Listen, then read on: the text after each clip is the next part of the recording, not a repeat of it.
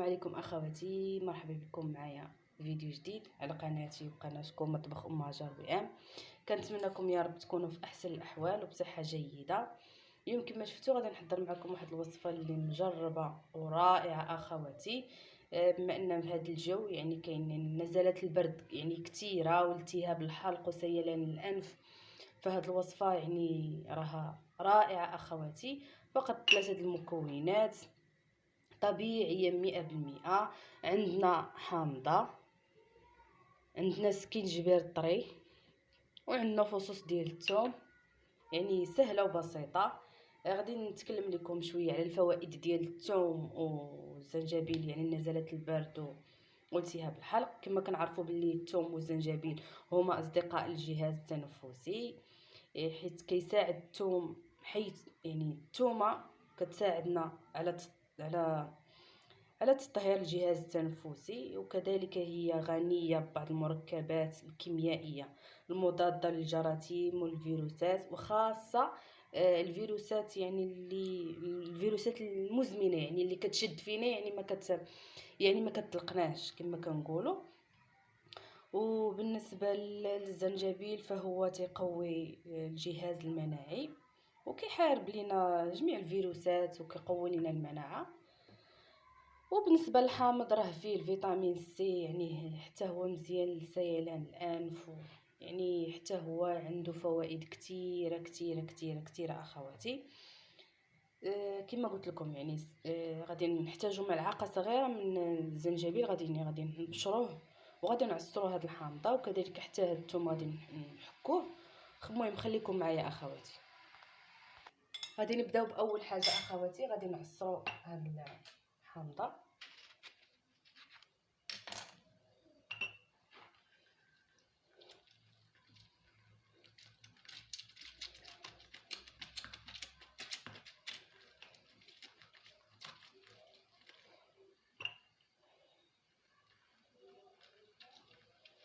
يعني ما ياخذش منا وقت كثير، ونحضروا هذا المشروب اللي نتناولوه 2 مرات في اليوم.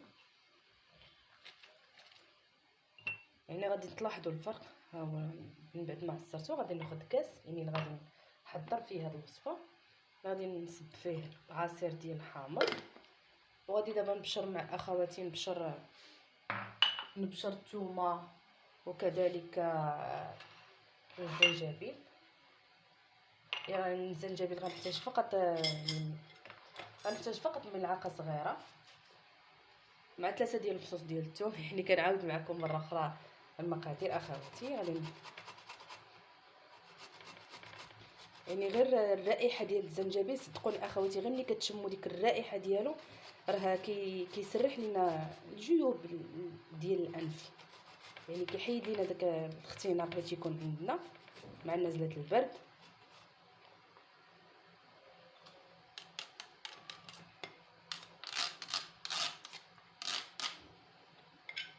ناخذ ملعقه صغيره يعني تقريبا هي هذيك، غادي نوضعها في الكاس. انا في هذه الاثناء اخواتي راني دايره الماء كيغلي، غادي نبشر كذلك فصوص ديال الثوم، دايره الماء تيغلي، يعني غادي نضيفوا على هذا العصير وكذلك الثوم والزنجبيل، غادي نضيفوا عليهم الماء اللي يكون غليان ضروري، كنخليوه شويه كتعتدل درجه الحراره ديالو وكنتناولوه.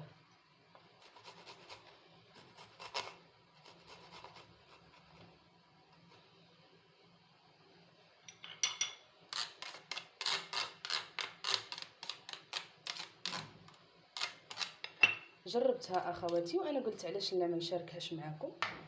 غادي نضيف كذلك الثوم على العصير والزنجبيل، صدقوني الرائحه يا سلام.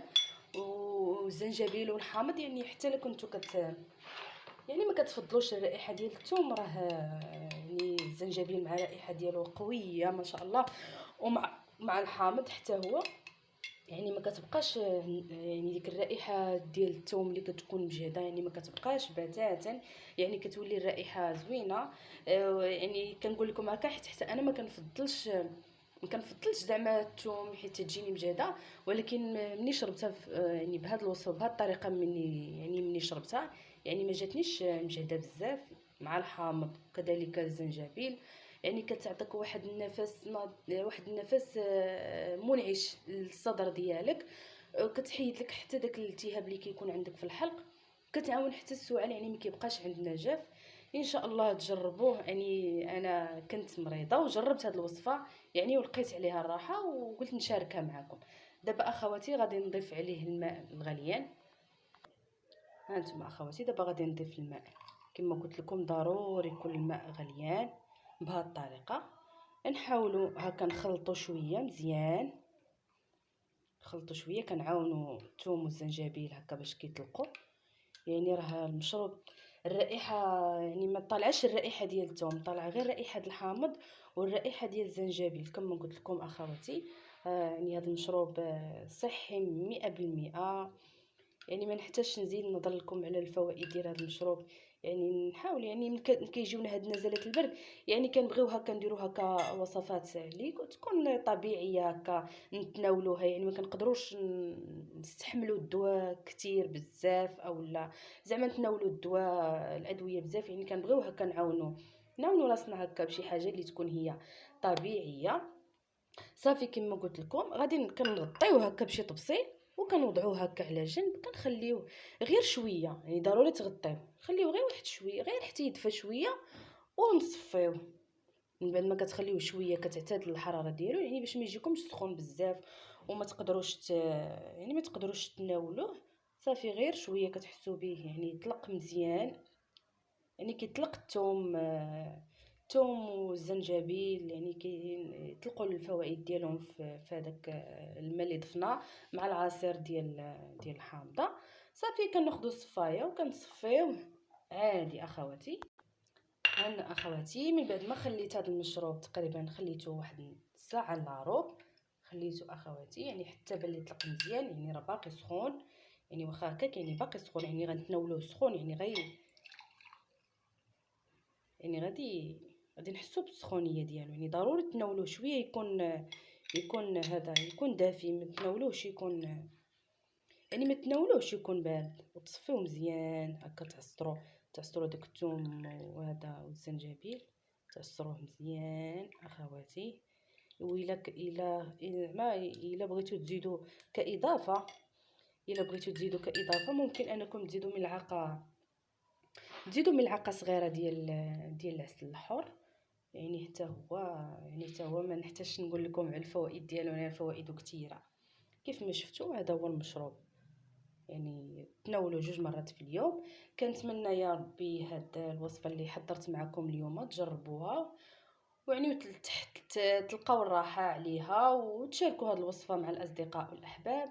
وما تنساوش تخليوا لي اللايك والتعليق وتشتركوا في القناه وتفعلوا الجرس باش توصلوا دائما بالجديد. استودعكم الله الذي لا تضيع ودائعه. وشكرا.